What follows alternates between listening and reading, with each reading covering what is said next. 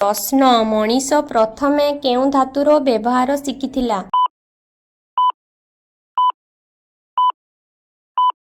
ଉତ୍ତର ତମ୍ବା। ମନୁଷ୍ୟ ଶରୀରରେ ଖାଦ୍ୟ କେଉଁଠି ହଜମ ହୋଇଥାଏ?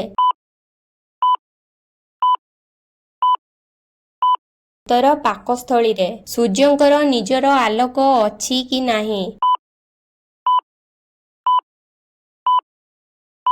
ଉତ୍ତର ହଁ ଅଛି। ଚନ୍ଦ୍ରଙ୍କର ନିଜର ଆଲୋକ ଅଛି କି ନାହିଁ?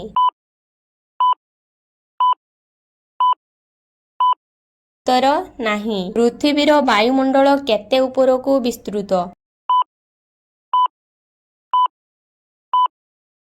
ଉତ୍ତର 1600 କିଲୋମିଟର। ଆମେ 1 ମିନିଟକୁ କେତେ ଥର ନିଶ୍ୱାସ ନେଇଥାଉ?